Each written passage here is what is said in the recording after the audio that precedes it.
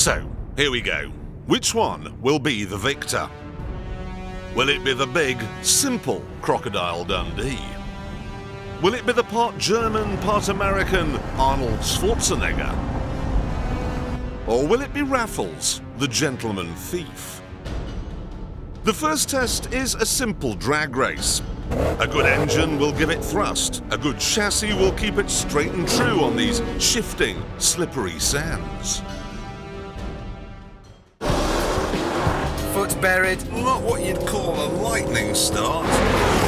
James is having a real mess. Come on, Australia.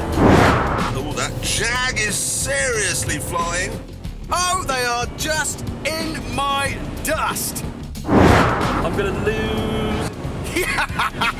130! That, I believe, is mine. The British have fought them on the beaches and won. Now, the Vauxhall shouldn't have lost that. So maybe the problem is the mountain of torque. Maybe when you put your foot down, it just digs a big hole in the sand like it's trying to burrow its way back to Australia. To find out, we've decided to do a simple Top Gear torque test. We're going to see how big a hole this thing actually digs when it sets off. Okay, James? You ready? 1, 2, 3, go! It's a pretty big hole.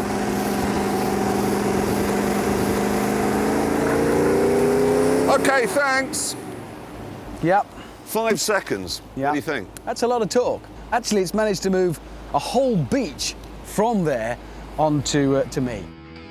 Next, it's the handling challenge on Top Gear's low-budget circuit. And first to go, it's the Jaguar. There you go. Absolute joy. Thank you very much. See? Gentlemanly, this car, but still potent. A sterling effort there, and now it's the Monaro's chance to make up for that third in the drag race. Oh, yes.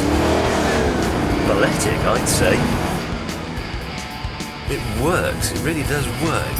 It's easy. Strangely lovable.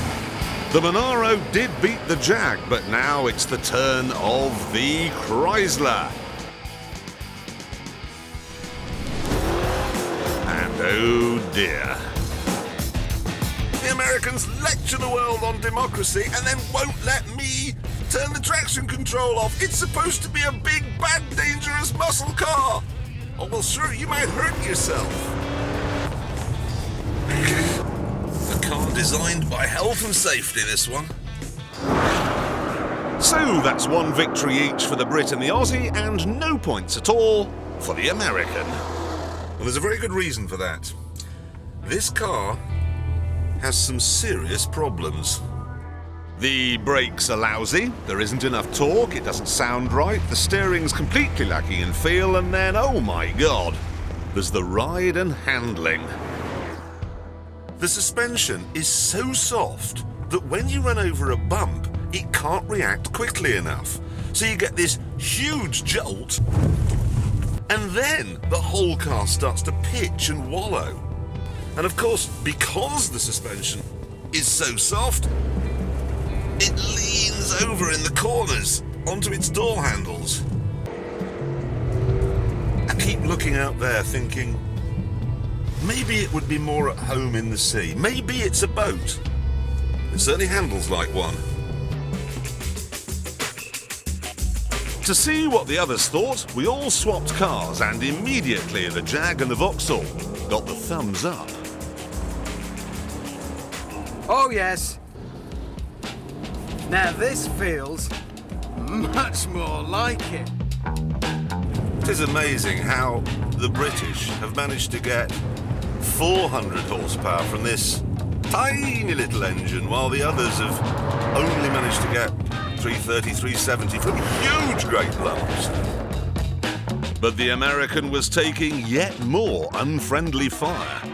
Stop interfering, you piece of cheap electronic tat. The thing is, they've saved money on materials. Fair enough, it's cheap. They've also saved money on the brakes. Not an area where I want to save money. It's an area where I want them to spend money. We all agreed the Chrysler was a huge letdown. But can that stupidly low price and those looks make up for the massive dynamic shortfalls? With the tide coming in, we went for a chat in the low-budget Top Gear Winnebago. So, the Chrysler then. What do we think? I think it looks fantastic. It looks, on that. Looks great. every time I saw it on the beach. Looks really. great. And if it is £29,000, as they say it's going to Yeah. be, that's an astonishing price. But However, it doesn't go like it looks. it's just That's the thing. this. That just because I look at it and I think it's going to be sort of whooshy and svelte. Cushy. But the engine isn't whooshy enough low down, and the ride's just too knobbly, and that's the end of it as far as I'm concerned. But even before you get to the mock Tudor steering wheel and all those. So we things think about. they were that close to making a great car It wouldn't have taken How much. annoying is and it? blew it. Oh, Yeah. such a shame. It is a pity. Which, of course, leaves us with the other two, the Jaguar. Which I do like. Oh, yeah, well, apart from that mouth thing. It's I awful. have found an angle from which that car looks good. Underneath. No. Bang side on. Yes, when If you you can't see front or absolutely back. side on, it looks okay. But if you, I've ruined the look of my car. It's about the everyday experience, and every time you're inside that Jag, two advantages. One, you haven't got to look at the front of it, and number two, it does feel special. I mean, they really have done the business on that. Really fast car. However, But, yeah, this is all surplus. I have fallen totally in You love haven't. today. With a Vauxhall? Yes. I got in it, and within 300 yards, I just thought, someone in Australia had a picture of me on their desk, and they went, let's build that like a car. Oh, it better be allowed. They had a picture of me and they said, it's so good, even this bloke's going to like it. And when you press the really. throttle, as you sort of change, you short shift up and you press the throttle, you get that deep down burble that sort of goes up the back of your spine, and you sort of think, ooh. I really like the looks of it, too. Oh, Yeah. no, I can't believe. So I'm going to be left outvoted. The verdict is going to be... The Top Gear verdict is a remarkable one.